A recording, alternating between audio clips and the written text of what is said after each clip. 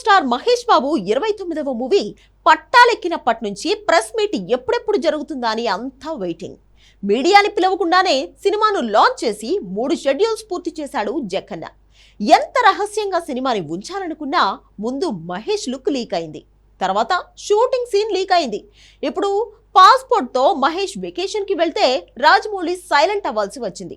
అయితే ఫైనల్ గా press meet పెట్టి టైటిల్ ని బేసిక్ స్టోరీని చెబితే తప్ప SSMB 29 మూవీ మీద ఆ అనవసరపు రాద్ధాంతం ఆగదు. అందుకే వరల్డ్ మీడియాని పిలిపించి ఈ నెల 21న అవతార్ ఫేమ్ జేమ్స్ కెమెరూన్ సాక్షిగా భారీ ప్రెస్ మీట్ పెడుతున్నారు.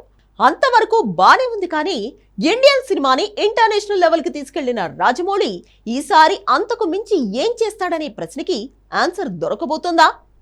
సినిమా రిలీజ్ అయ్యాక రిజల్ట్ బట్టి ఎవరైనా ఏం జరిగిందో తెలుసుకోవచ్చు. కానీ ప్రెస్ మీట్ తోనే ప్రపంచానికి ఇండియన్ సినిమాని సరికొత్తగా పరిచయం చేయబోతున్నారా? ఇండియన్ సినిమాని రాజమౌళి నెక్స్ట్ లెవెల్ కి ఎలా తీసుకెళ్లబోతున్నాడు? Have a look.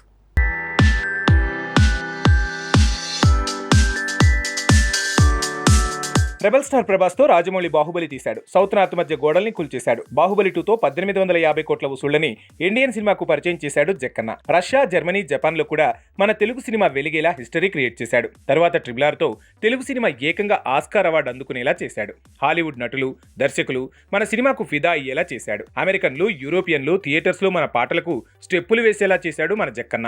ఇప్పుడు మహేష్ బాబుతో నెక్స్ట్ లెవెల్ సినిమా తీస్తున్నాడు కాబట్టే చాలా జాగ్రత్తగా మూడో కంటికి తెలియకుండా సినిమాను లాంచ్ చేశాడు. అదే మైనస్ అయింది.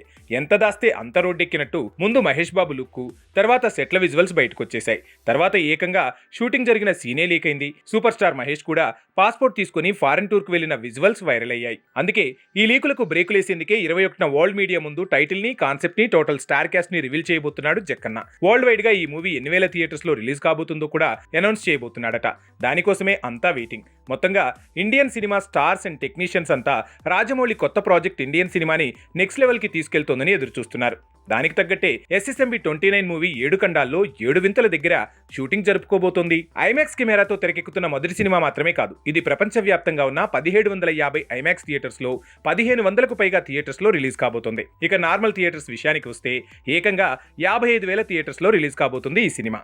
అంతేకాకుండా 4 గంటల డ్యూరేషన్లో సింగిల్ సినిమాగా రాబోతున్న SSMB 29 మూవీని హాలీవుడ్ దిగ్గజ బ్యానర్లైన world Disney, dream work studios US, Europe లో డిస్ట్రిబ్యూట్ చేయబోతున్నాయి. ఇక అవతార్ ఫేమ్ జేమ్స్ కెమెరూన్ ఈ సినిమాను కెనడాలో డిస్ట్రిబ్యూట్ చేయబోతున్నాడు.